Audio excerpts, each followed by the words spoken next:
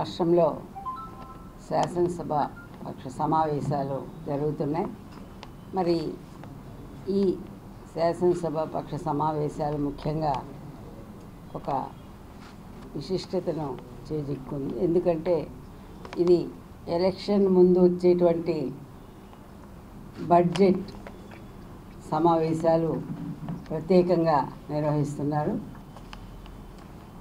Budget సమావేశాలు ప్రత్యేకంగా నిర్వహిస్తున్నప్పటికీ బడ్జెట్లో మాత్రము ఏమాత్రము ప్రత్యేకత కానీ పస కానీ లేనటువంటి ఈ రాష్ట్ర బడ్జెట్ మరి దేశంలోనే ఒక అంకెల గారడీగా ఆంధ్రప్రదేశ్ రాష్ట్ర ప్రజలు ఆంధ్రప్రదేశ్ రాష్ట్ర బడ్జెట్ను ఇది ఓన్లీ అంకెల గారడీ మాత్రమే. ప్రజలకు ఏ విధమైనటువంటి ఏ వర్గం వారికి కూడా మేలు చేసే విధంగా ఈ బడ్జెట్ లేదని ప్రజలందరూ కూడా ఈరోజు నిరాశతో ఉన్నారు. మనం చూసాం ఈ బడ్జెట్ కానీ ఏ బడ్జెట్ కానీ బడ్జెట్ వస్తుందంటే మనమంతా కూడా ఆశతో ఎదురు చూస్తుంటాం. మనకి ఏమేమి లబ్ధి చేకూరుతుంది ఈ బడ్జెట్ వల్ల, ఈ అంచనాల వల్ల, మరి ఏమేమి మరి రేట్లు కానీ అన్నిటి మీద కూడా మనకు ఒక రాబోయే కాలానికి ఒక అవగాహనతో ఆ బడ్జెట్ని అంచనా వేసుకొని మనము కూడా మన పర్సనల్ బడ్జెట్ను కూడా వేసుకోవడం జరుగుతుంది. అటువంటిది ఈ బడ్జెట్ చూసినటువంటి ప్రజలందరూ కూడా ఈరోజు ఇది మరి ఒక నిరాశ నిస్పృహలకు గురి చేస్తున్నది. ఎందుకంటే ఈ బడ్జెట్ వల్ల మరి మనము సంపాదన అనేది లేకుండా పోతుంది. అన్ని ధరలు కూడా పెరిగి మరి మన అంచనాలకు మించి ధరలు ఉన్నాయి. మన ఆదాయం అయితే తక్కువ ఉంది.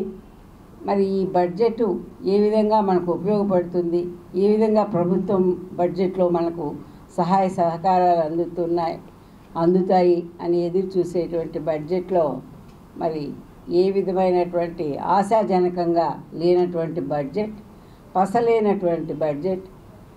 ఈ బడ్జెట్ చూసే మరి ప్రజలు కూడా ఈ ప్రభుత్వం మరి ఒక పసలేని ప్రభుత్వం, ఈ ప్రభుత్వం ఒక ఇప్పటికే ఫెయిల్యూర్ అయినటువంటి ప్రభుత్వం, మరి ఇలాంటి బడ్జెట్ కాక ఇంకా ఎలాంటి బడ్జెట్ వస్తుందని కూడా ప్రజలు తల కొట్టుకునేటువంటి పరిస్థితి.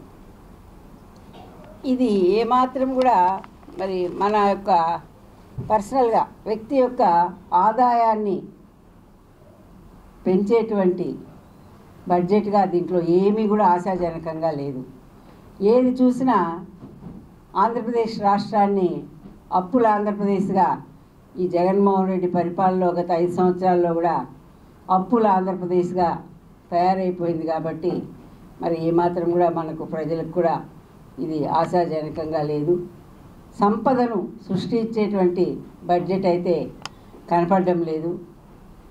మనం చూస్తున్నాం ఇప్పటికి కూడా మరి 5 సంవత్సరాల పరిపాలనలో కూడా అన్ని రేట్లు పెరిగిపోయాయి. అదేవిధంగా మరి ఏమి ప్రాజెక్టులు తీసుకురాలేదు, యువతకు ఉపాధి అవకాశాలు లేవు.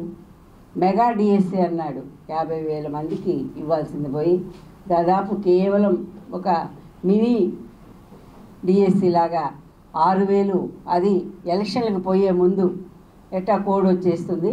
అది కూడా మనము చేయాల్సిన అవసరం ఉండదని ఇప్పటికిప్పుడు 6,000 మందికి మాత్రము ఆ డిఎస్సి విడుదల చేయడం, ఇవన్నీ కూడా చూసి ప్రజలకు మరి ఆశాజనకంగా అయితే లేదు. అటువంటి ఈ బడ్జెట్ మనము మరి లెక్కలు లేకపోతే దాదాపు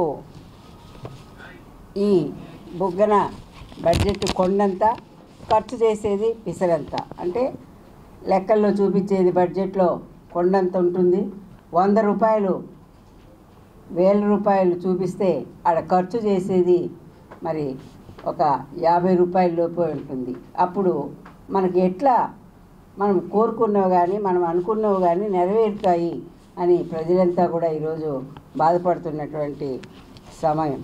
10,000 కోట్ల రెవెన్యూ లోటును దాదాపు 44,000 కోట్లకు పెంచేసింది ఈ ప్రభుత్వం ఈ 5 సంవత్సరాల్లో కూడా.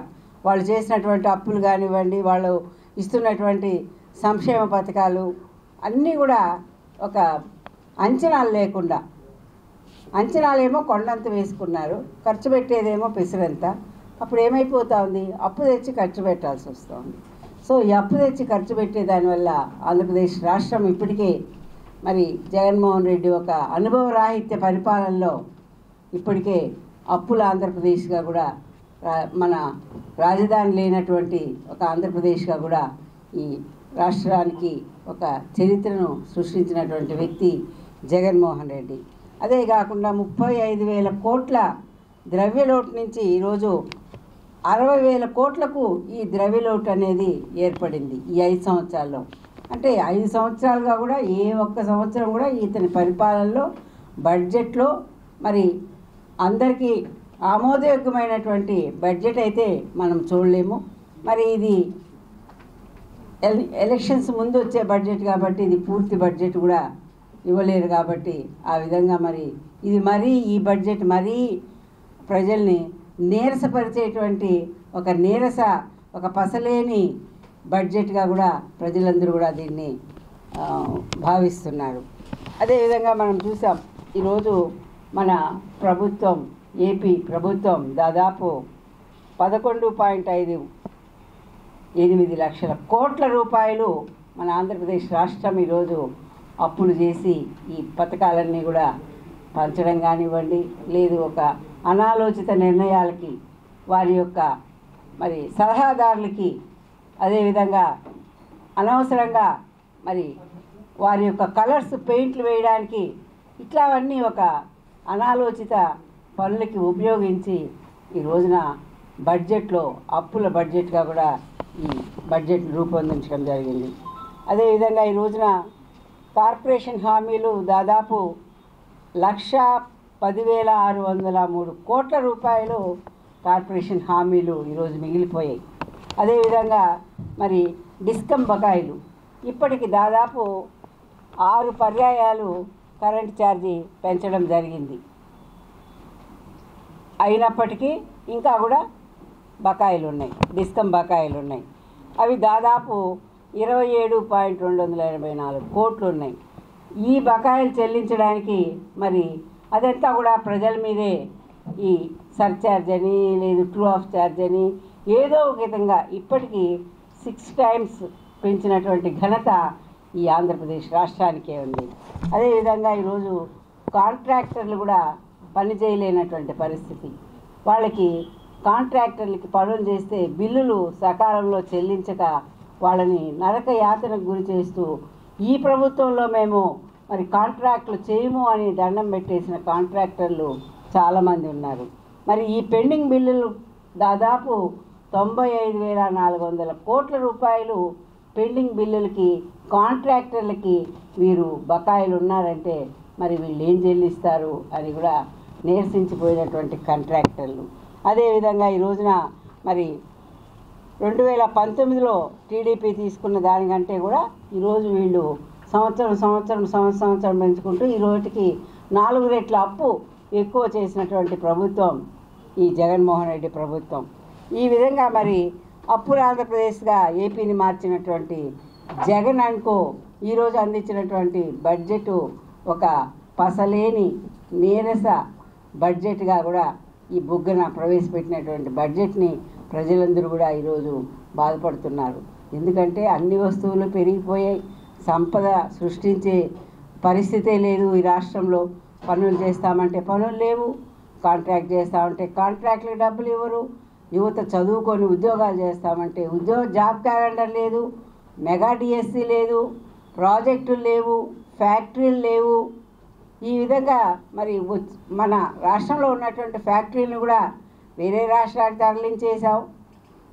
మేము వస్తాము అన్నటువంటి ఫ్యాక్టరీలకి తగువైన సౌకర్యాలు కల్పించక వాళ్ళు వెనుదిరిగిపోవడం, మీ యొక్క టార్చర్ వలన ఒక జాకీ కానివ్వండి, లేకపోతే ఒక లూలు ఫ్యాక్టరీ కానివ్వండి, ఈ విధంగా మరి ఈ ఆంధ్రప్రదేశ్ రాష్ట్రం ఈ ఆర్థిక శాఖ మంత్రి బుగ్గన ఒక పసలేని బడ్జెట్ని ఆంధ్రప్రదేశ్ రాష్ట్రానికి అందించాడు. ప్రజలంతా కూడా చాలా బాధపడుతున్నారు. ఈ బడ్జెట్ చూసే మరి ఈ ప్రభుత్వం మనకు పనికిరాదు, ఈ ప్రభుత్వానికి పసలేదు అని కూడా ఈరోజు ప్రజలందరూ కూడా నిర్ణయించుకున్నటువంటి సమయం.